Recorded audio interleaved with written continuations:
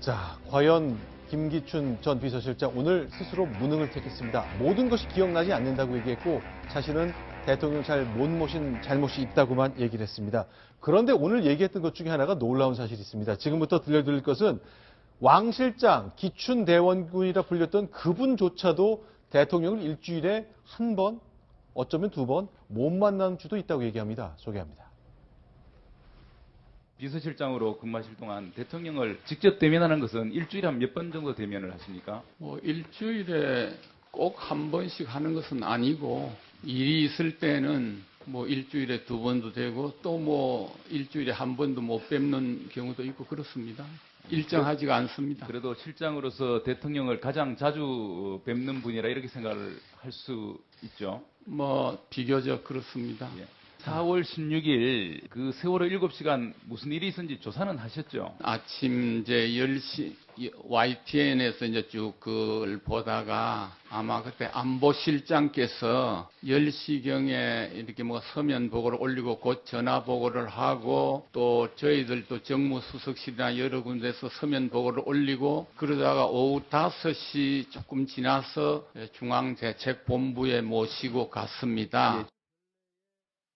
자, 윤경인 부장께 좀 여쭤보겠습니다. 그러니까 결국 이렇게 박근혜 대통령 관련 얘기를 쭉 해왔는데 안민석 의원 질문 중에는 예전에 기자들하고 송년 모임할 때 대통령을 평가했던 그 평가 아직 유효하냐 까칠한 질문을 했군요. 네, 그렇습니다. 지금 박근혜 대통령 퇴임 사실상 4월 퇴임이냐 탄핵으로 인한 조기 퇴임이냐 그런 얘기가 나오고 있는데 아직도 대통령이 매력적이고 위엄있고 우아하다고 생각하느냐 이렇게 안민석 의원이 질문을 했는데 네. 얘기가 왜 나왔냐면 지금 나온 것이 3년 전 얘기입니다. 네. 3년 전인 2013년 출입 기자들과의 송년회 중에서 이제 수석도 있고 비서관도 있고 실장도 있는데 기자들이 같이 있었죠. 김기춘 비서실장 주변에 모인 기자들에게 김 실장이 우리 대통령이 그러니까 박근혜 대통령이 아주 영어를 써가면서 위엄있고 우아하고 매력이 있다. 그리고 때로는 박정희 대통령처럼 강단도 있다. 이렇게 얘기를 했었습니다. 네. 그렇기 때문에 이번에 안민석 의원이 지금도 그렇게 생각하느냐 그랬더니 당시에는 그렇게 생각했다. 이렇게 답변을 했고요. 네. 지금은 그렇지 않다는 소리냐 그랬더니 뭐라고 드릴 말씀이 없다. 이렇게 말을 얼버무렸습니다. 자, 비서실장조차도 이렇게 대통령을 모셨던 비서실장조차도 일주일에 어느 주는 만난 적이 한 번도 없는 적이 있다. 아마 해외 순방 때를 말하는 건 아니라고 생각하는데 이 정도로 뭐가 막혀 있었다는 것이죠. 저는 그 말을 좀 고지고대로 믿기는 힘듭니다. 아하. 왜냐면 지금 최고의 찬사를 하고 네. 왕 실장이 왕 실장인데 네. 일주일에 한두 번인 그거는 믿기가 어렵습니다. 왜냐하면 네. 만약에 자주 하루에도 한두 번 뵙고 일주일에 너댓 번씩 만난다고 얘기할 경우에 네. 어떤 문제가 발생하냐면 그럼 결국은 왕 실장이라는 걸 스스로 인정하는 거 아닙니까? 네. 청와대나 국정을 김기춘 비서실장이 혼자 좌지우지하네. 이걸 스스로 실토하는 거나 다름없고 두 번째로는 그렇게 자주 대면복을 하는 사람이 네. 세월호 사건 때 7시간 전에 그때는 뭐 하고 있었냐 말이에요. 보고 제대로 대면복을 않고 네. 이런 비판에 직면할 수 있기 때문에 지금처럼 적당히 일주일에 두세 번 정도 얘기해 주는 것이 가장 모범답인 것 같다라는 저는 생각을 듭니다. 일단 기본적으로 월요일 하는 수석비서관 회의, 화요일 하는 국무회의는 기본적으로 안 볼 수가 없는 자리인 거죠. 물론 국무총리가 주재하거나 그런 것 때문에 빠질 때는 있겠습니다. 저도 비슷한 생각인데요. 김기춘 실장은 대통령이 정말로 신뢰하는 분으로 다 알고 있습니다. 그리고 경험도 많은 분이고 그 대통령이 인정하는 또 경륜도 있고 그래서 많은 걸 아마 상의를 했을 거예요. 그런데 지금 김기춘 전 실장에게 우리가 지금 두는 혐의가 네. 직무유기 직권남용입니다. 네. 그러니까 지금 세월호 대처에도 지금 사실은 많은 지금 구멍이 생겼잖아요. 네. 청와대 실장으로서 오늘 제가 이렇게 이야기를 했어요. 김기춘 실장이 제가 대면 보고를 했어야 되는데 그게 참 아쉽다 이런 이야기를 했는데 사실은 직무유기 혐의를 충분히 둘 수 있는 이런 문제들이에요. 네. 그런데 그래서 본인은 모르는 게 많다라는 식으로 이야기를 하시는 것 같고 네. 또 문체부 그 1급 직원들 다 6명 사표받는 과정 그거는 지금 직권남용 혐의와 관련돼 있잖아요. 그거는 너무나 명백해서 그거는 김기춘 실장이 그에 대해서는 아마 방어하기는 좀 어렵지만 네. 정윤회 문건 같은 경우에 네. 이런 것도 찌라시로 만들어서 문건 유출로 초점을 돌려버리고 국정농단은 덮어버린 문제 네. 이런 것들이 다 직무유기와 관련될 수 있기 때문에 네. 지금 김기춘 실장은 좀 잘 모른다는 답변을 계속 하시는 것 같아요. 근데 이건 어떻습니까? 저도 기억에 뭐 예전 일입니다만 노무현 정부 때 왜 인사수석에 어느 행정자치부인가요?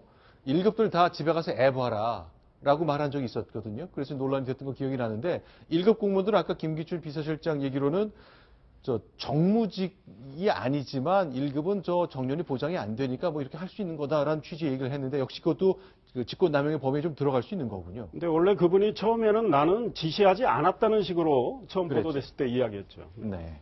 자, 그럼 조금 더 보겠습니다. 세월호 당일날 얘기 오늘도 빠지지 않고 질문이 왔습니다. 특히 주사 얘기 나왔고요. 김기춘 실장 본인과 관련 얘기까지 질문이 이어졌습니다. 그 장면도 저희가 영상으로 준비했습니다. 4월 16일 날 당일 대통령은 의료 진료를 하지 않았다. 맞습니까?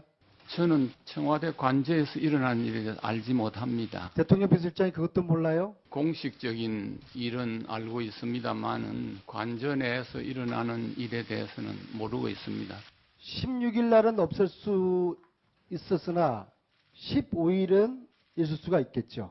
자, 15일은 제가 의료행위나 시술이 있을 수도 있다. 어떻게 생각합니까? 그건 제가 모르는 일입니다.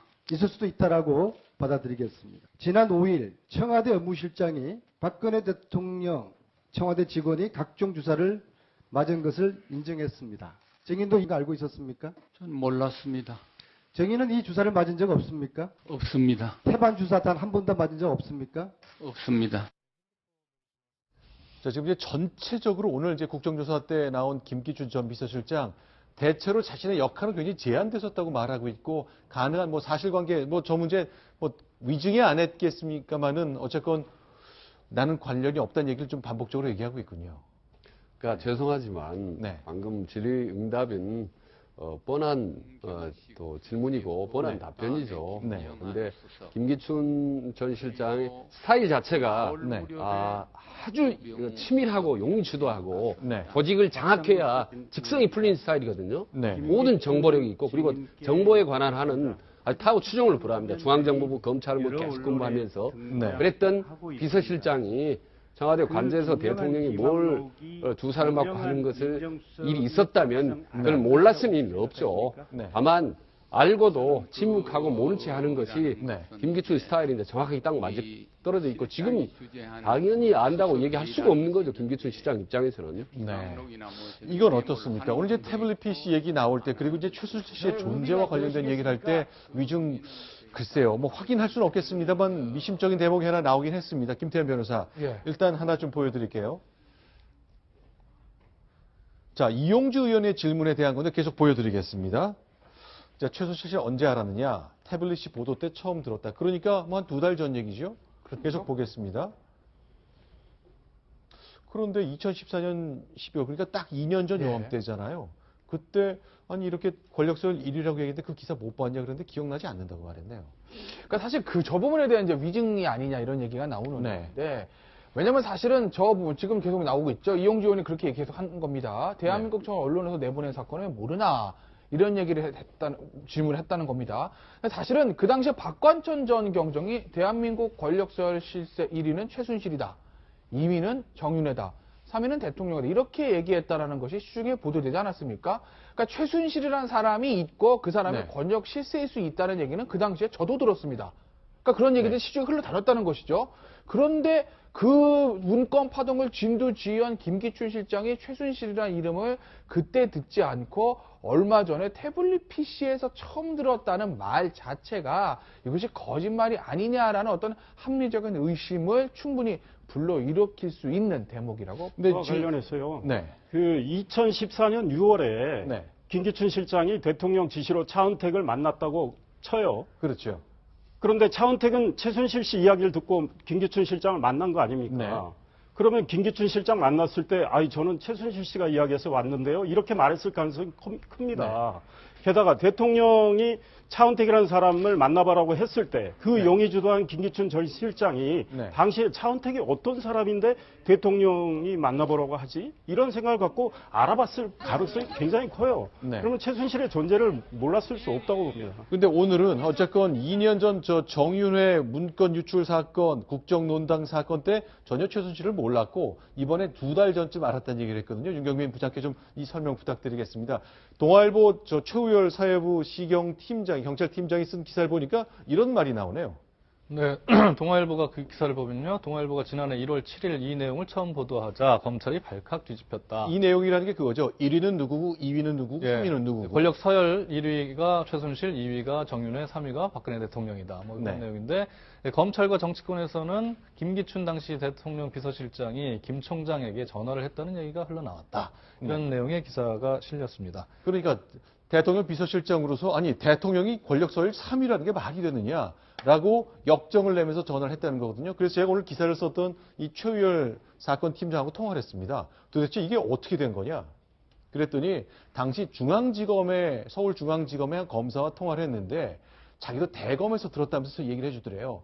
김진태 검찰총장이 1위, 2위, 3위 기사가 동아일보에 나온 걸 보고 크게 역정을 냈는데 그 역정을 낸 이유가 김기춘 비서실장이 검찰총장에 전화해서 검찰 똑바로 해라. 왜 이런 게 기사가 나오게 하느냐라고 질책을 했다는 얘기를 대검에서 들었다면서 서울중앙지검 기자가 이 기사를 쓴 칼럼을 쓴 기자한테 얘기했다는 거죠. 그 시점에 바로 정윤회 씨 그 문건 그 문제잖아요. 네. 그때 돌아가신 그 김영한 당시 민정수석의 비망록에도 있습니다. 네. 거기에 최순실 씨하고 위아래층이 있었던 네. 김모 씨라고 그 모피점 운영했던 사람, 네. 그 김기춘 실장 지시로 그 사람 나옵니다. 네. 네. 김모 씨, 모피 해서 이미 최순실 씨의 문제를 추적하고 있었다고 봐야 돼요. 알겠습니다. 일단 김기춘 비서실장 현재 국정조사 계속 진행되고 있습니다. 그러나 현재까지는 내 역할은 굉장히 제한적이었고 많은 것을 모른다. 그러나 대통령을 잘 못 모셔서 정말 송구하단 말을 계속 반복했습니다.